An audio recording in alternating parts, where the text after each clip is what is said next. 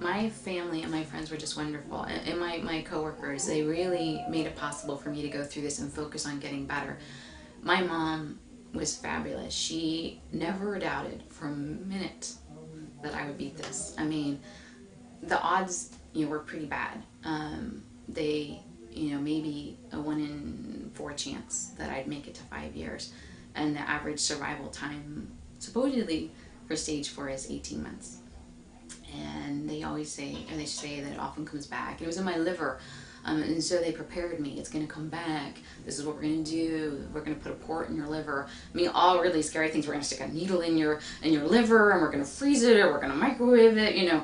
It's all scary stuff. But I was prepared for that possibility. But my family just, they never doubted that I would have a chance. And I always said, if the chance is 1 in 4. Or 1 in 5, why can't I be the one? Not that there's anything special about me or that I'm better than someone else, but why can't I be the one? Why can't I fight to be the one? And that's what I did. I mean, every day that I went through chemo, every day that I went through radiation, I was so exhausted.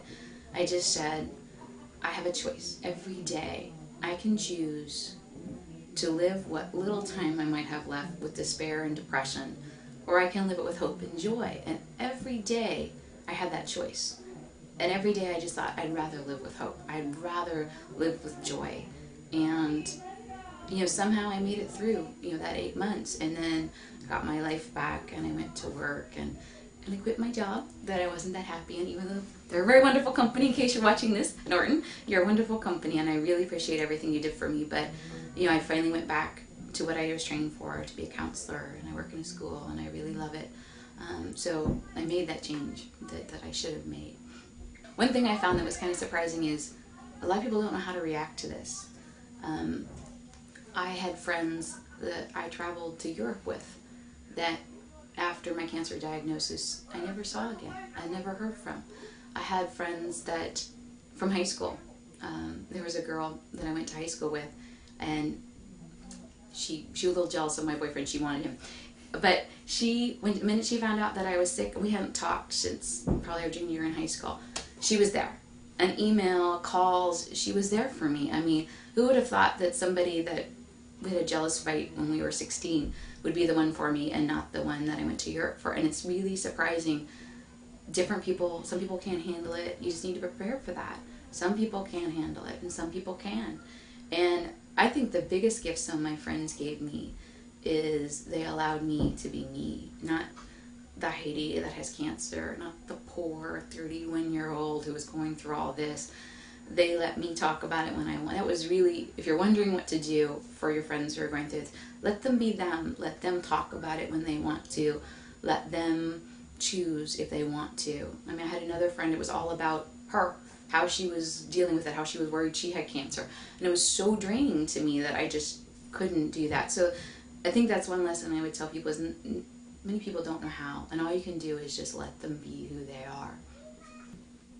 Well, I actually applied a couple years ago to do the Colondar, and I didn't get picked. And I think that was the year they did couples, and so I just didn't fit in. And I was like, okay, whatever. I mean, I wasn't upset. I was just like, okay, whatever. And so I was at my job. I'd forgotten all about it. I think it was a couple years ago. And I get this call from Molly, and she's like, would you want to be a model this year? I'm like, really? And I was like, you do know the scars attached to a 42-year-old stomach. And, she was cool with it.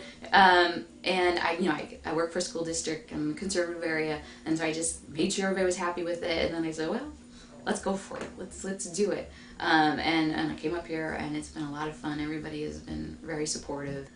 I was probably about halfway through, and I saw all the shots, and they made everybody look so beautiful and so just interesting, everybody in different ways. I was feeling a little worried that I couldn't have held up, but Mark just makes it so easy. He just makes you so comfortable, and he somehow pulls out things. It's exhausting, but he just pulls out things of you don't really know you have, and it's a lot of fun.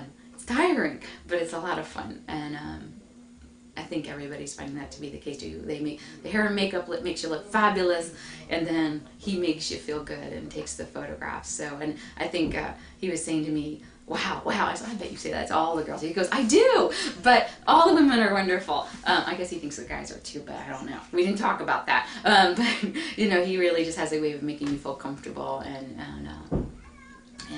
like you want to do your best. Yeah, I was diagnosed at 31, and it was really, you know, I was in Florida, and it's a retirement area, and I would go to treatment, and there would be no one my age. No one. I mean, everybody was 50, 60, 70, and I just didn't feel like I had anybody who understood what I was going through. And finally, I found some communities online and found some people who were diagnosed at the same time, same age. But that's one thing that's really nice about this weekend. We'll sit there in the kitchen and we'll start talking about, hey, do you have this? Or did this affect you? Or how did you handle this? Or, oh, you have that still side effect, you know. So it's been really nice to just come here this weekend and talk to other people and share stories and learn how it's affected other people. And I think that's the wonderful thing. Not only that we're trying to spread a message and help other young people fight this disease, but also to build a community, to share our stories and be that much stronger when we go back and know that we have this support, this network. And I think that's what's really important for anybody who thinks about doing this in the future.